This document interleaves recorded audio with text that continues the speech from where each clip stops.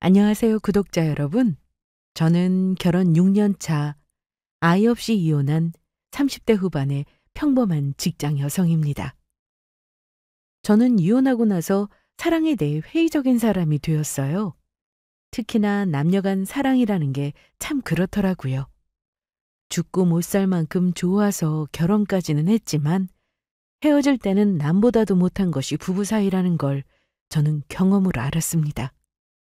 게다가 저는 아이 갖는 일까지 미루면서 남편에게 꽤나 헌신한 시기가 있었어요. 그런데 부부 사이의 신뢰와 믿음을 결국 배반해버리는 남편과는 결혼 생활을 지속할 수 없어 이혼했습니다. 그 과정에서 남편이 원래 이런 인간이었구나 싶을 정도로 민낯을 보기도 했죠. 부부가 살다 보면 좋은 일도 있고 나쁜 일도 있기 마련이죠. 하지만 저는 힘든 순간에 서로의 곁을 지켜주는 일이 가장 중요하다고 믿으며 살아왔습니다. 누구나 평탄한 길만 걷는 건 아니잖아요? 물론 처음부터 우리 부부가 어려움에 직면했던 건 아니었어요. 결혼할 때만 해도 제 남편은 누구보다 자상하고 듬직한 사람이었습니다. 주변 사람들까지 저런 신랑 만나서 정말 복받았다고 말할 정도로요. 결혼 생활 초기에는 정말 행복했습니다. 사소한 일 하나에도 서로 고마워하고 함께 미래 계획도 알차게 했어요. 남편은 결혼할 때 사실 장가는 거저 온 거나 다름없었긴 했습니다. 시어머니는 늘 미안한 마음을 표현하셨어요. 저희가 결혼할 때만 해도 저는 집과 차를 이미 갖고 있었지만 남편은 상황이 조금 달랐거든요. 남편은 시골에 계신 아버지 암투병 비용을 충당하느라 모아둔 돈이 거의 없었습니다. 두 사람 모두 30을 넘겨 결혼하다 보니 경제적인 부분이 중요했지만 그때 남편은 준비가 부족한 상황이었죠. 그래서 어쩔 수 없이 아이 계획도 자연스럽게 한 해, 두 해 미룰 수밖에 없었습니다. 그래서인지 어머니는 저만 보면 늘 미안하다는 말씀을 하셨어요. 아들 장가 보내면서 해준 게 없어서 미안하다. 바깥 양반이 아프지만 않았어도 집 사는 돈은 보태줬을 텐데. 너한테만 짐을 지운 것 같아서 미안하구나. 어머니, 무슨 그런 말씀을 하세요? 저 괜찮아요. 저희 만난 시간이 몇 년인데요. 그런 계산적인 생각했으면 저 결혼하려고 마음먹지도 않았어요. 지금이야 힘들지만 다 잘 될 테니 너무 걱정하지 마시고요. 아휴, 그렇게 말이라도 해주니까 내가 얼마나 마음이 편한지 몰라. 고맙구나. 나중에 나는 우리 며느리한테 다 주고 가련다. 아들도 사실 다 필요 없어. 내가 딸처럼 너 아껴줄라니까 시어머니 미워질 일은 절대 없을 거다. 저는 아들보다 며느리가 좋다는 시어머니 말이 싫지 않았습니다. 물론 말은 그리하셨지만 시어머니도 남편을 걱정하시는 마음이 크셨고 저희를 위해 늘 마음을 써주셨으니까요. 시댁이 못 사는 집은 아니었습니다. 어찌 아들 장가 보내는데 하나도 안 보탰냐 하실 수 있는데 안 보탠 게 아니라 정말 상황이 안 돼서 못 보태주신 게 맞아요. 지방 사시면서 농사 지으시고 집도 있고 땅도 있으시지만 아버지 암투명으로 빚도 있었고 대출도 있으셨으니 여유가 없으셨던 거죠. 그래서 우리 부부도 결혼 초반엔 경제적으로 조금 힘들었지만 시아버지가 돌아가신 후 상황이 조금씩 나아지기 시작했습니다. 남편도 본격적으로 돈을 저축하기 시작했고 일도 하나씩 풀려갔어요. 우리 둘이 함께 노력한 덕분에 조금씩 안정된 생활을 만들어가고 있었죠. 남편도 늘 저를 배려하며 내가 가장 잘한 선택은 너랑 결혼한 거야 라고 말해주곤 했습니다. 그런 말 한마디에 얼마나 큰 힘을 얻었는지 몰라요. 저희 부부는 누가 봐도 행복 그 자체였습니다. 그런 과정에서 서로의 의지와 사랑이 더욱 깊어지는 걸 느꼈습니다. 힘든 일도 곧 지나갈 거야 라는 마음으로 하루하루를 살아가던 그때가 참 소중했는데요. 하지만 삶이란 게 늘 순탄치만은 않더라고요. 시간이 지나면서 예상치 못한 큰 시험이 우리 앞에 찾아왔습니다. 바로 남편의 건강에 큰 문제가 생긴 겁니다. 암을 발견한 계기는 우리가 임신을 준비할 때였습니다. 자연 임신이 잘 되지 않던 그때 아무래도 건강을 전반적으로 살펴봐야겠다는 결심이 생기더라고요. 처음에 건강검진을 받아보자고 먼저 얘기한 건 남편이 아니라 저였습니다. 여보, 우리 그냥 이참에 둘 다 건강검진을 해보는 게 어떨까? 당신도 검진 안 한 지 꽤 되었잖아. 검진? 나야 젊고 건강한데 뭐. 조금 기다리면 금방 생기지 않을까? 요즘 컨디션이 안 좋긴 한데 술자리가 많아서 그런 거지 딱히 아픈 데는 없는데. 원래 건강은 안 아플 때 챙겨야 하는 거야. 그리고 당신이나 나나 조금 있으면 거의 40줄이야. 아이 갖는 거 더는 미룰 수는 없잖아. 어머님도 많이 기다리시는 눈치인데. 그래, 뭐 당신 말도 일리가 있네. 그럼 같이 이참에 우리 둘 다 건강검진 받아보지 뭐. 나도 그렇고 당신도 그렇고 뭐 큰일이야 있겠어? 남편은 둘 사이에 아이가 안 생기는 것과 본인 컨디션이 저하된 걸 대수롭지 않게 여겼고 마침 건강검진을 받기로 했습니다. 그런데 건강검진을 하면서 남편에게 시아버지와 마찬가지로 위암이 있다는 엄청난 일을 알았습니다. 원래 남편이 그즈음 체중도 빠지고 소화가 안 된다는 말을 하긴 했지만 저는 컨디션이 안 좋은 줄만 알았지 암이라는 병이 남편에게 생겼을 줄은 꿈에도 몰랐어요.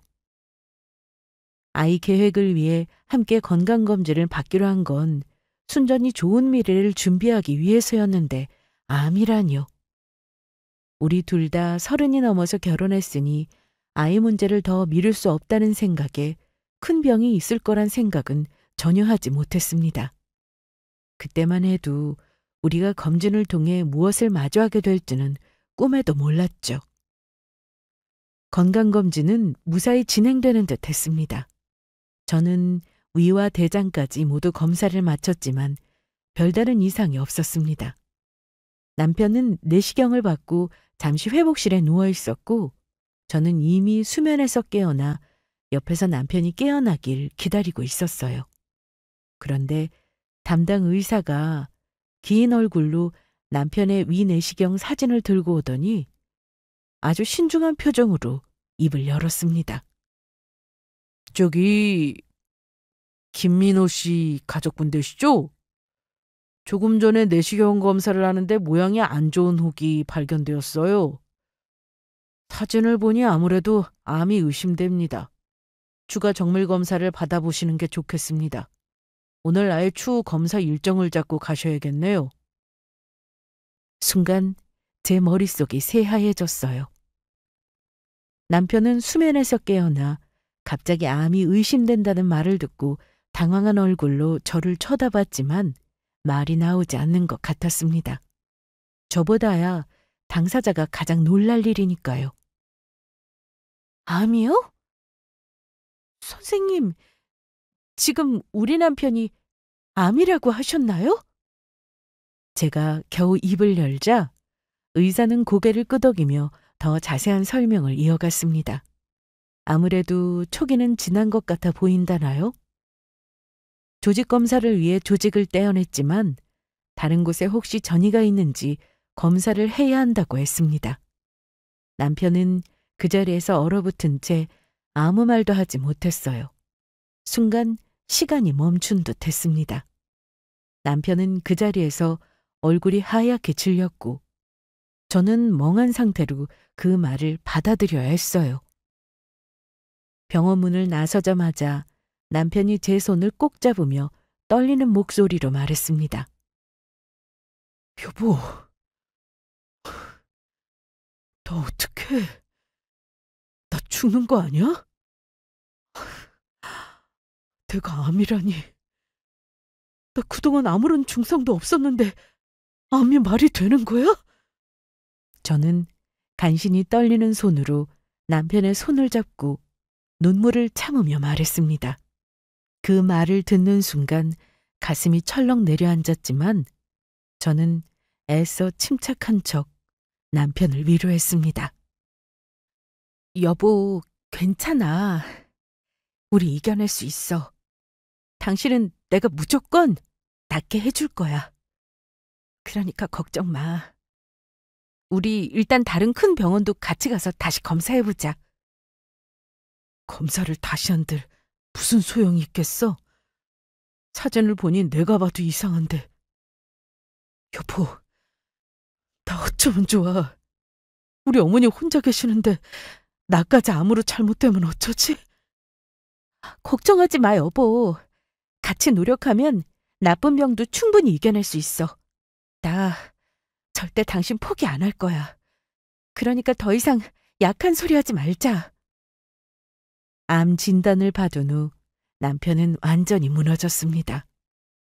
늘 저에게 든든한 버팀목이 되어주던 남편이었지만 죽을지도 모른다는 현실 앞에서 한없이 나약한 모습을 보이더군요. 진단을 받은 날 밤 남편은 암투병하던 기간을 통틀어 가장 심란한 모습이었습니다. 침대에 앉아 고개를 숙이고 손으로 얼굴을 감싸쥐고는 한참을 말없이 앉아있던 남편이 떨리는 목소리로 말했어요. 여보, 나 진짜 죽으면 어떡해? 당신 혼자 남게 되면 어떡하냐고. 암투병하면 아이도 못 가질 텐데. 이럴 줄 알았으면 아이 낳는 거 미루지 말 걸 그랬어. 저는 남편 옆에 앉아 그의 어깨를 감싸 안으며 단호하게 말했죠.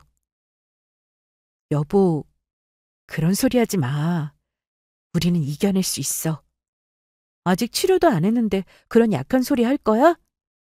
아이는 언제고 가질 수 있어. 지금 당신 얼른 낳는 것만 생각하자.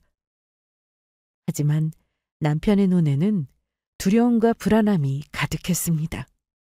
그 모습을 보는 제 마음 역시 무너져 내렸어요. 물론 암 환자 당사자가 가장 힘들었을 테지만요.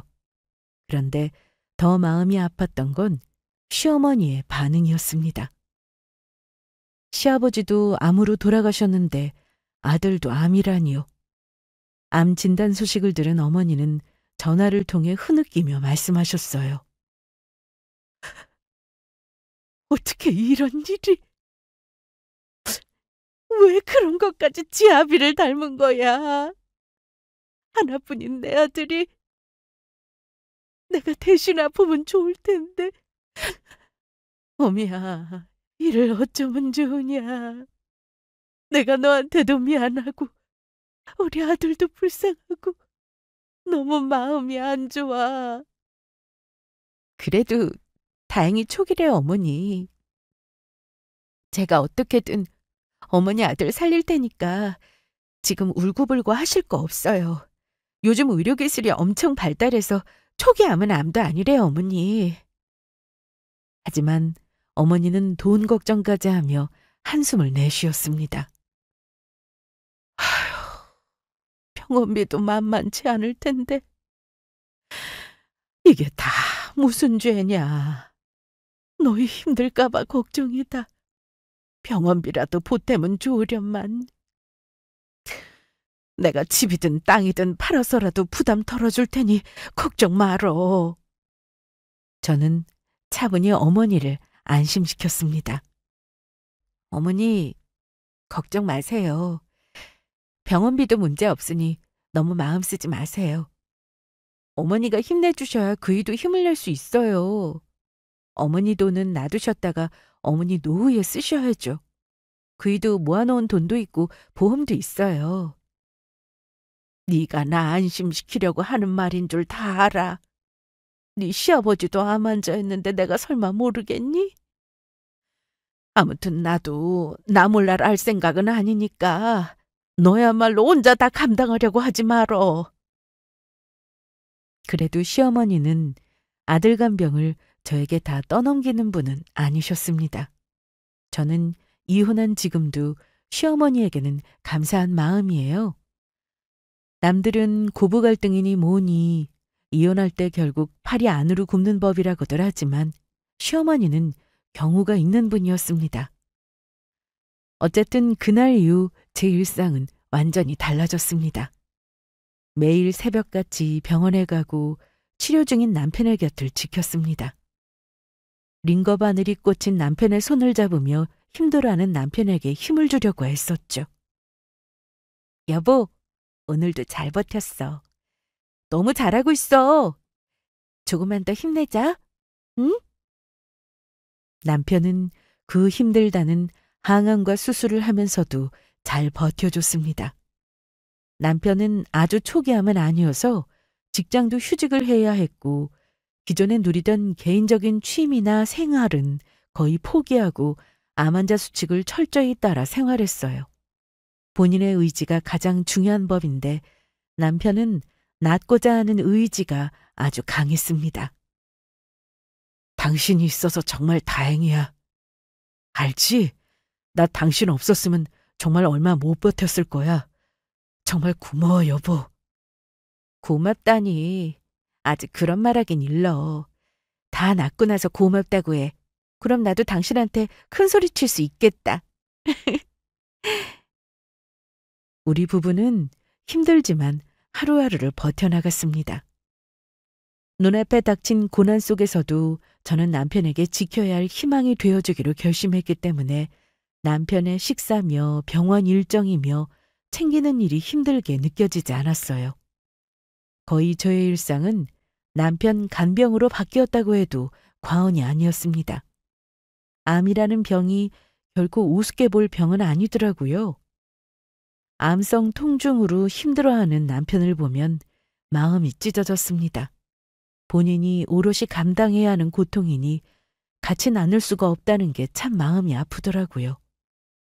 수술과 항암 치료 중 고통스러워하는 남편의 모습을 보며 마음이 무너졌지만 내색하지 않으려 애썼습니다. 남편도 그런 저에게 고맙다는 말을 참 자주 했어요. 어느 날 밤에는 남편이 제 손을 꼭 잡고 말하더군요. 여보, 정말 고마워. 고맙다는 말은 100번을 해도 모자란데 당신한테 갚을 게 참 많네. 당신 덕분에 이만큼 좋아진 거 나도 다 알아. 내가 완쾌되면 당신한테 더 잘할게. 평생 당신 행복하게 해줄게. 그 말을 듣는 순간 눈물이 왈칵 쏟아졌습니다. 남편을 꼭 끌어안으며 속으로 다짐했어요. 반드시 이겨내자. 그리고 예전처럼 행복한 일상으로 돌아가자고 말입니다. 하지만 남편의 투병 생활은 2년이 넘게 이어졌습니다. 저는 낮에는 직장에 나가고 저녁에는 병원으로 향하며 매일 전쟁 같은 일상을 보냈습니다. 가사도 소홀히 할 수 없었기에 밤늦게까지 집안일을 하느라 쉴 틈이 없었죠. 시어머니는 그런 제가 안쓰러우셨는지 자주 우리 집에 올라오셔서 집안일을 도와주시며 제 손을 꼭 잡고 말씀하셨습니다. 얘야, 네가 혼자서 이렇게 고생하는 걸 보니 마음이 아프구나. 나라도 자주 와서 도와야 할 텐데.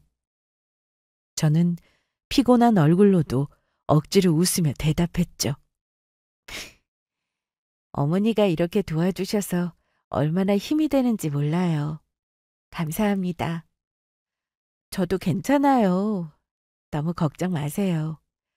어머니, 저 잘 버틸 수 있어요. 저보다 그이가 힘든걸요? 저는 그래도 건강하잖아요. 말은 그리하지만 아픈 사람 간병하는 게 어디 보통 일이라니? 아휴, 내가 너한테는 뭐라 할 말이 없다. 고맙고 미안해. 그렇게 하루하루를 버티던 중 시댁의 뜻밖의 좋은 소식이 들려왔습니다. 어머니는 늘 아버지가 남기고 돌아가신 땅을 골칫거리 여기셨는데 그 땅에 큰 호재가 있다는 소식이었어요. 저와 남편도 인터넷을 통해 막 소식을 들은 참이었는데 소문이 나자마자 바로 어머니가 다급히 전화를 걸어오셨죠. 얘야, 큰일 났다.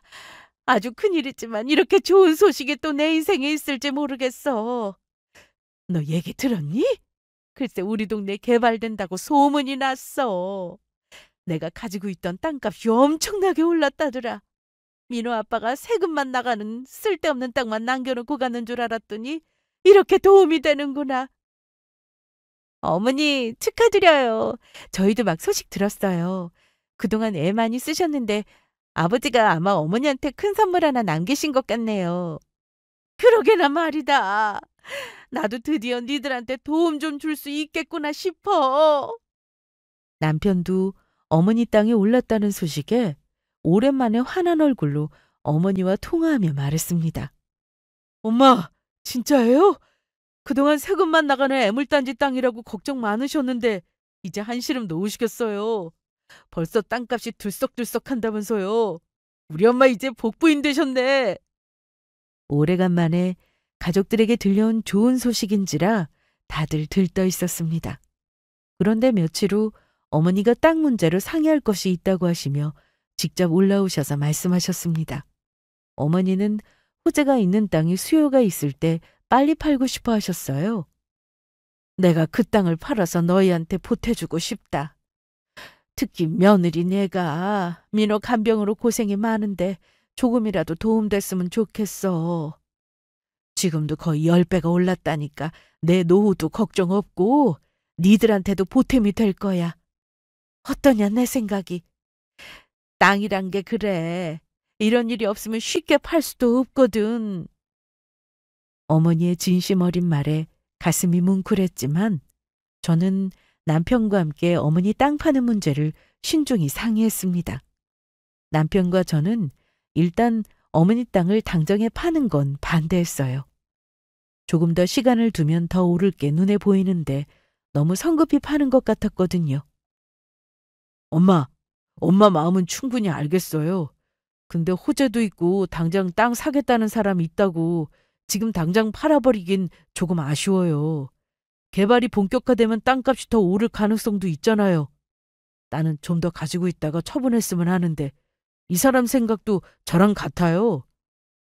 저도 남편 말에 맞장구 치며 덧붙였습니다. 맞아요, 어머니. 지금보다는 조금 더 기다리시는 게 좋을 것 같아요. 지금이 10배면 나중에는 20배도 오를 수 있는 거 아니에요? 땅값이 워낙 싸서 10배, 20배가 아니라 몇십 배 더 오를 수도 있죠.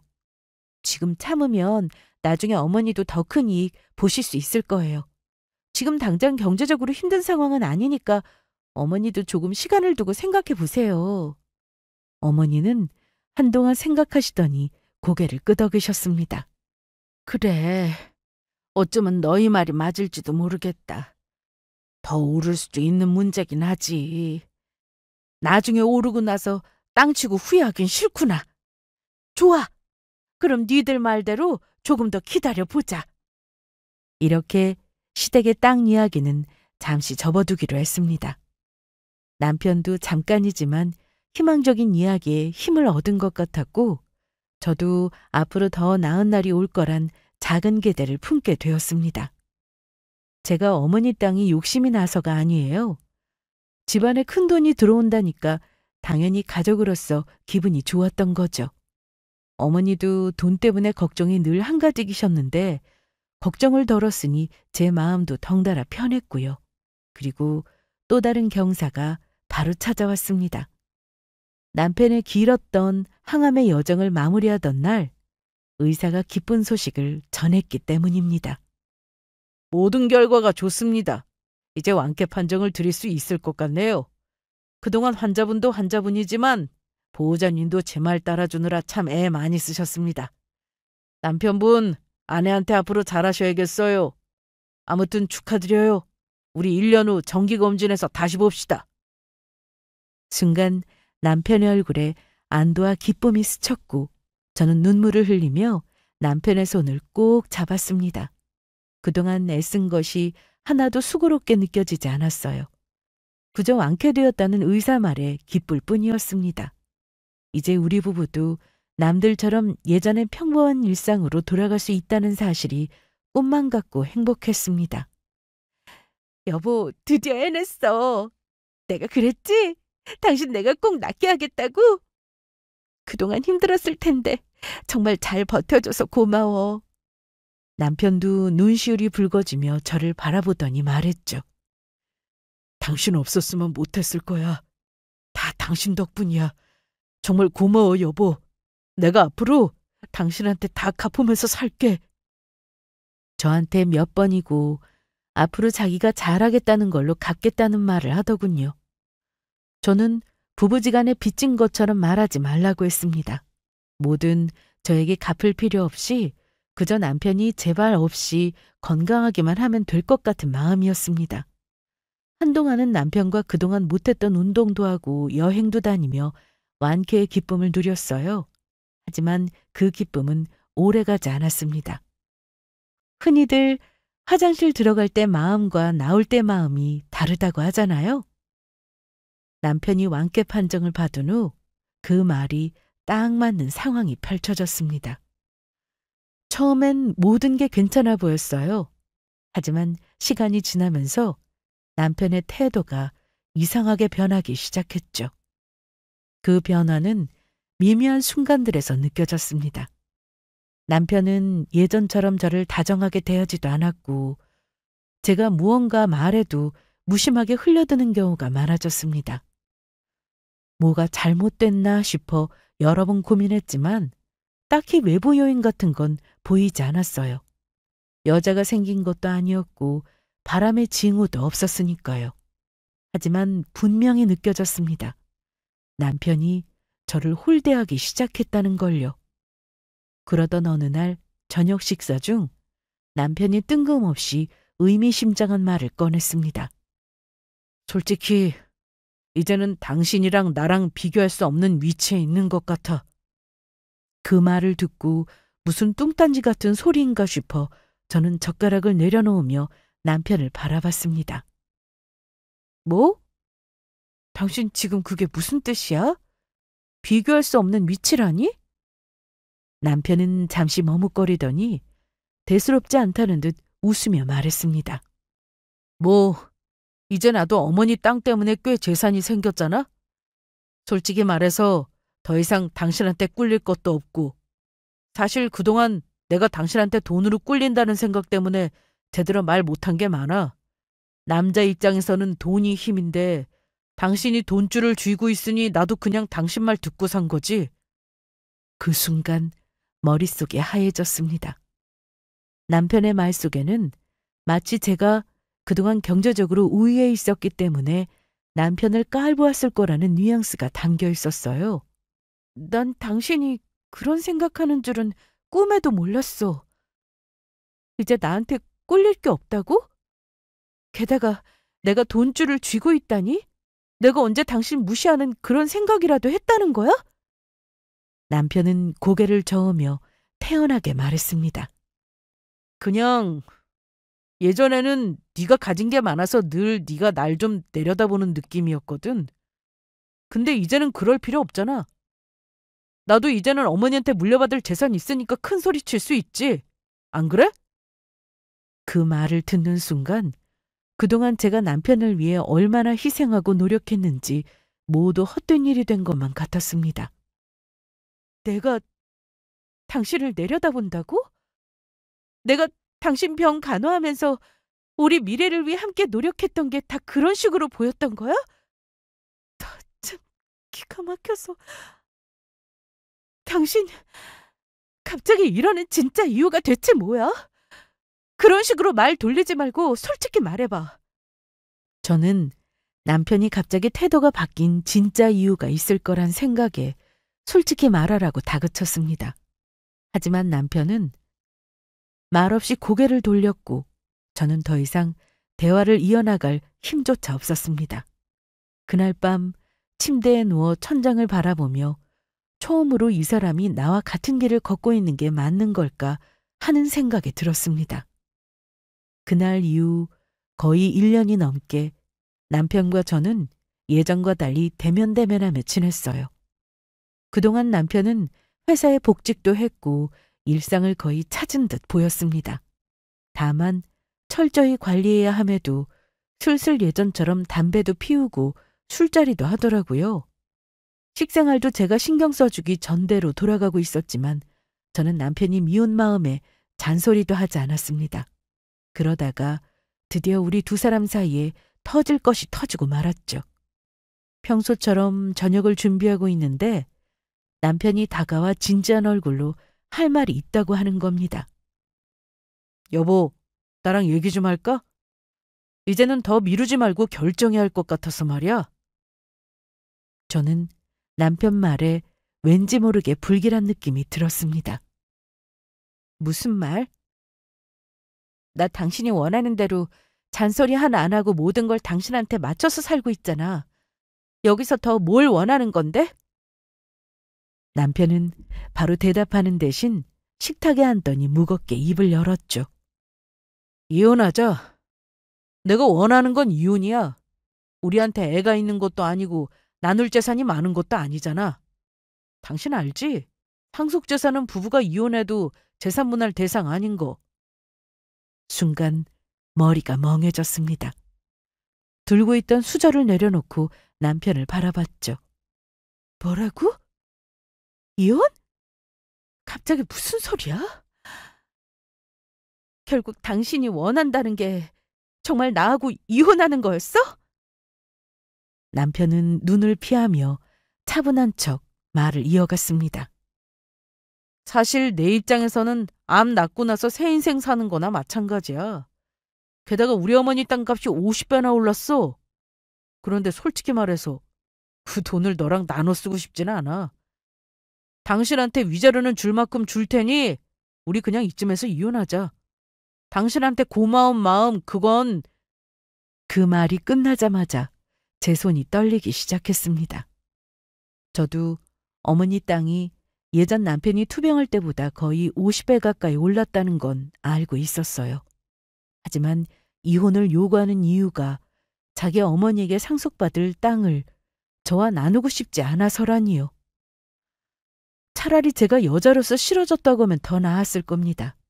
돈보다 못한 취급을 받는다고 생각하니 너무나 자존심이 상했어요. 그러니까 당신이 지금 이혼을 요구하는 이유가 돈 때문이라는 거야? 어머니 땅 판 돈을 나랑 나누기가 싫어서? 정말 어이가 없다. 내가 고작 당신한테 그런 아내였니? 내가 당신 병간호하면서 모든 걸 희생한 건 다 잊어버리고 이제 와서 돈 때문에 이혼하자고? 남편은 뻔뻔하게 말했습니다. 뭐 굳이 솔직히 말하자면 그래. 이게 우리 둘 다에게 더 나을 것 같아. 나 이제 내가 번 돈도 어머니 땅에서 생긴 돈도 내가 관리하고 싶어. 그리고 솔직히 이제 더 이상 너한테 빚진 기분으로 살고 싶지 않아. 저는 남편의 말을 믿을 수 없었습니다. 너무 화가 나서 저도 모르게 목소리가 떨리더라고요. 빚진 기분? 네가 살면서 힘들 때마다 내가 네 곁에 있어준 걸 내가 언제 갚으라고 한 적 있어? 그런데 이제 와서 돈 몇 푼 때문에 나랑 헤어지겠다고? 하지만 이미 그 사람 마음은 떠난 듯 보였습니다. 한숨을 쉬며 고개를 저으며 이혼을 주장하더라고요.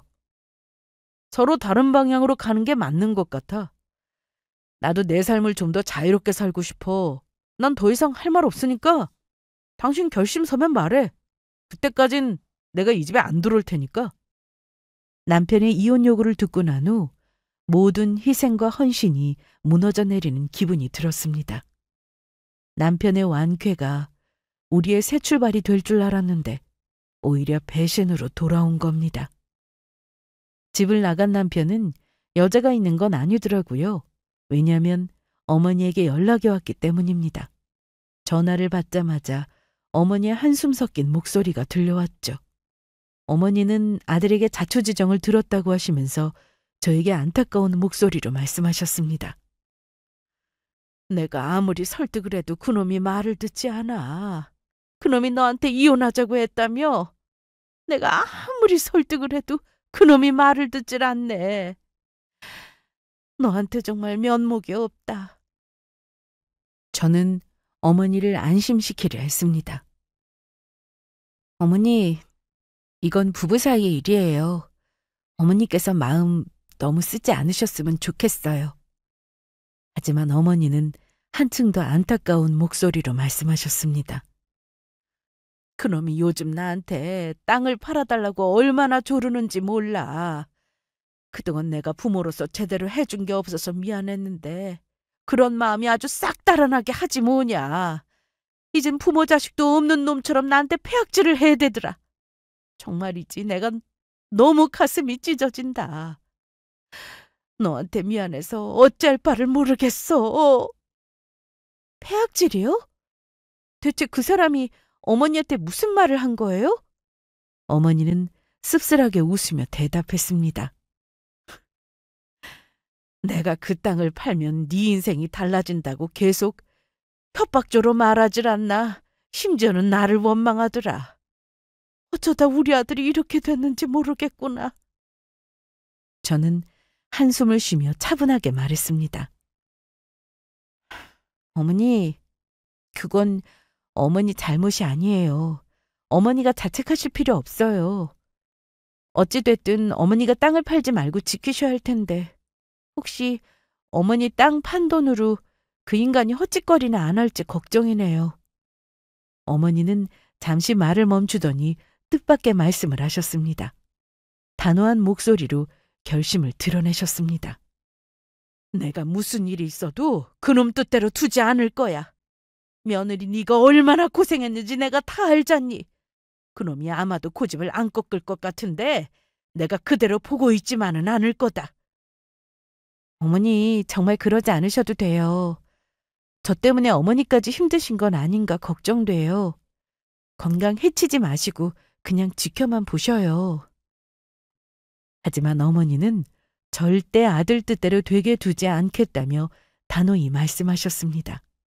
그날 밤 어머니와 한참 전화통화를 한 후 저는 혼자 앉아 이 모든 상황이 꿈이길 바라며 긴 한숨을 내뱉었습니다.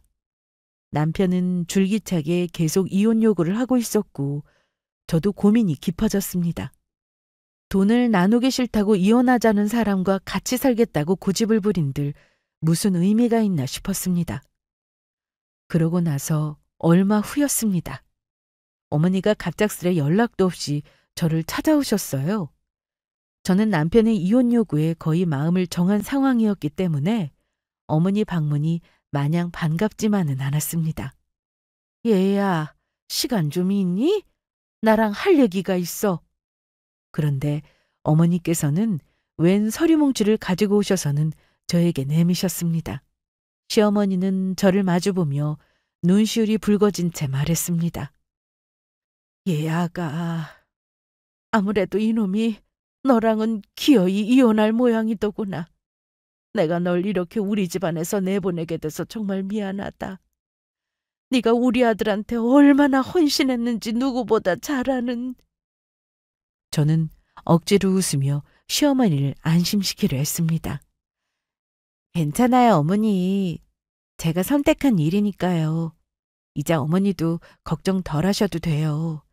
이런 일은 누가 말린다고 되는 게 아닌걸요.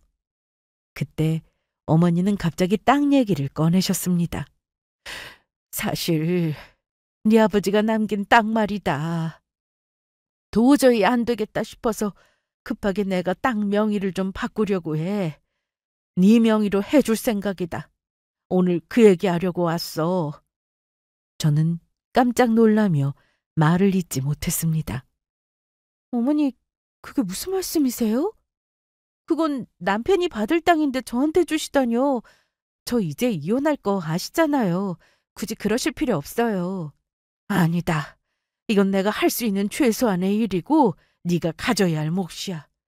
네가 내 못난 아들놈 위해 얼마나 희생했는지 알기 때문에 결정한 거야.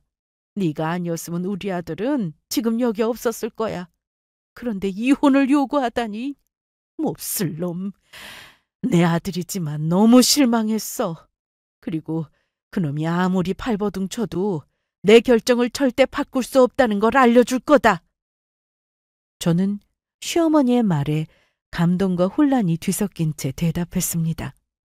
어머니, 저 그런 건 정말 필요 없어요. 마음만으로도 충분해요. 하지만 시어머니는 저의 계속되는 거절에도 고개를 저으며 확고하게 말했습니다. 아니다. 이건 내 마지막 결정이야. 내가 그 땅을 네 이름으로 돌릴 테니 이젠 네 인생을 살아가거라. 그 순간 억눌렀던 눈물이 터졌습니다. 시어머니의 진심 어린 마음이 고스란히 전해졌기 때문이었죠. 남편은 나를 배신했지만 시어머니는 끝까지 내 편이구나 싶어 저는 눈물을 닦으며 더는 거절하지 않고 어머니 뜻대로 하기로 했습니다. 그렇게 시어머니의 뜻에 따라 땅 명의가 제 이름으로 변경됐습니다. 이 사실을 모르는 남편은 그 이후로 줄기차게 이혼을 요구했어요. 저는 더는 고집부리지 않고 남편에게 후련하게 말했습니다. 좋아. 당신이 그렇게 원한다면 이혼해 줄게. 하지만 기억해. 당신이 선택한 일이 어떤 결과를 가져올지 나중에 가서 반드시 후회하게 될 거야. 후회? 후회는 당신이 하겠지. 나는 돈 많고 부러울 게 없는데 후회를 왜 하겠냐? 어쨌든 당신이 우리 엄마 땅에는 욕심을 안 내서 다행이네. 잘 생각했어. 우리 서로 힘 빼지 말자. 이혼 서류에 사인을 하고 남편과 법적으로 남남이 되던 날, 마음이 무겁지만 한편으론 후련하기도 했습니다. 이게 정말 끝인가 싶어 허무하더라고요. 내 6년간의 결혼 생활 중 절반이 남편의 투병을 위해 쓴 시간이었습니다. 억울했지만 저는 어머니가 제 명의로 해준 땅으로 위로를 받기로 마음먹었죠. 그런데 저와 이혼 후 얼마 지나지 않아 전 남편은 아마도 어머니가 저에게 명의를 바꿔준 땅을 기어이 팔려고 작정한 모양이었습니다. 제가 마음을 가까스로 추슬렀을 때 부동산에서 황당한 연락이 왔더라고요. 저기 박 소장님 되시죠? 여기 부동산인데요. 아유, 전 남편이라는 분이 여기서 지금 기절하셨어요. 빨리 여기로 좀 오셔야겠는데요. 저는 전 남편 소식을 부동산에서 듣게 될 줄은 몰랐어요. 그것도 기절해 있으니 와달라는 말이었습니다. 하지만 굳이 남남인 제가 가야 할 이유가 없었죠. 이혼한 마당에 제가 거길 왜 가나요? 그 사람이 부동산에는 왜 왔다는 거죠? 저는 전화를 걸어온 부동산 직원에게 자초지정을 물었어요. 그랬더니 하는 말이요. 글쎄 전 남편이 자기 어머니 땅을 팔겠다고 인감까지 들고 왔다가 그 땅이 어머니 명의가 아닌 제 명의로 되어 있다는 사실을 알았다고 하는 겁니다. 그 얘기를 듣자마자 마구 화를 내더니 쓰러졌다고 하더라고요. 처음에는 아주 당당하게 들어와서 땅을 팔아달라고 하시더라고요. 자기 어머니 땅이라면서요.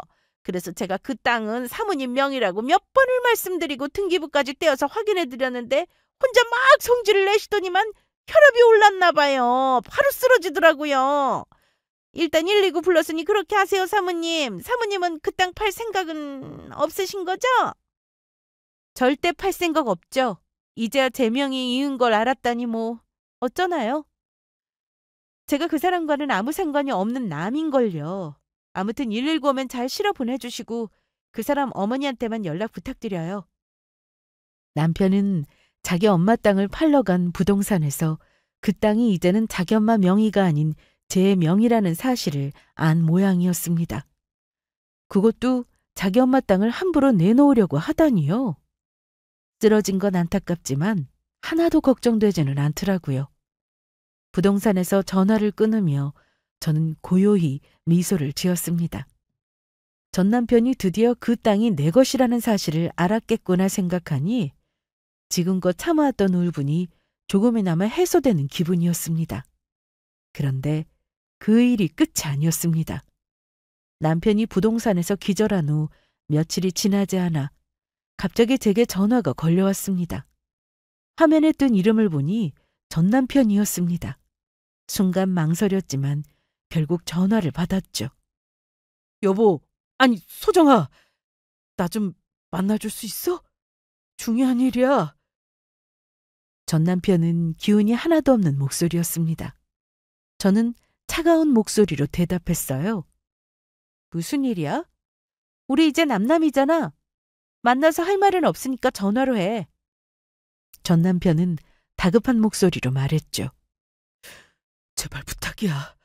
나 정말 급해서 그래. 당신한테 꼭 할 말 있어. 제발 한 번만 만나줘. 어딘가 비장한 느낌에 저는 결국 약속 장소로 나갔습니다. 카페에서 만난 남편은 이전과는 완전히 다른 얼굴이었습니다. 창백하고 지쳐 보였어요. 그리고 한참 머뭇거리다가 입을 열었습니다. 여보, 나 얼마 전에 부동산에서 쓰러져서 병원에 실려간 거 알지? 글쎄 그날 검사를 이것저것 했는데 나 암이 재발했대. 그것도 전이도 있대. 저는 그 사람의 암 재발 소식에 잠시 당황했지만 이내 차분히 대답했습니다. 그래서? 그게 나랑 무슨 상관인데? 전 남편은 고개를 푹 숙이며 떨리는 목소리로 말했습니다. 이런 말 염치없다는 거 알아. 하지만 다시 한번 당신 도움이 필요해. 내가 그동안 생각 많이 해봤는데 정말 잘못했더라. 미쳤었나 봐. 내가 이혼 요구한 것도 너한테 그렇게 말했던 것도 다 후회해. 제발 다시 시작하자. 내가 이번에는 진심으로 잘할게. 하지만 저는 전 남편의 절박한 말을 차분히 들은 뒤 조용히 컵을 내려놓으며 대답했습니다. 당신도 알겠지만 나는 당신이 힘들 때마다 옆에 있어줬던 사람이야. 알지? 근데 결국 당신이 내게 준 건 배신이었어. 돈 때문에 나랑 이혼하자고 했을 때 아마 나는 당신을 다시는 용서하지 않기로 했어. 미안하지만 다시 시작할 기회는 없어. 남편은 눈물을 흘리며 절박하게 말했습니다. 미안해. 정말 미안해. 내가 다 잘못했어. 다시 기회를 줘. 나 진짜 변할게. 저는 단호한 목소리로 말을 마무리했습니다. 당신이 선택한 결과야. 그 선택의 책임은 당신이 져야 해. 난 이제 내 인생을 살 거야. 그러니까 다시는 나한테 기대지 마. 암 재발하니까 혼자 감당하기 무섭니? 나한테 병수발 또 하라고? 편하게 살고 싶겠지만 이제는 그럴 일 없어. 전 남편은 울면서 다시 한번 매달렸지만 저는 뒤돌아 카페를 나섰습니다. 문을 나서는 순간 가슴속 깊은 곳에서 억눌려 있던 울분도 사라지더라고요. 인과응보라고 이럴 때 쓰는 말인가 싶었어요. 솔직한 말로 전 남편이 하나도 불쌍하다는 생각이 들지 않았습니다. 전 남편이 찾아오고 나서 며칠 후 시어머니에게서 또 연락이 왔습니다. 마음이 편치만은 않았지만 어머니는 제 마음을 안다는 듯 부드럽게 말씀하시더라고요. 얘야, 이제 네가 할 몫은 다 끝났다. 더 이상 네가 걱정할 필요 없어. 그놈이 이제는 자기 앞가림은 스스로 해야지. 내가 아들로서 어쩔 수 없이 조금은 치닥거리를 해줄 수밖에 없겠지만 너까지 다시 나설 필요는 없단다. 저는 잠시 생각에 잠겼다가 말했습니다.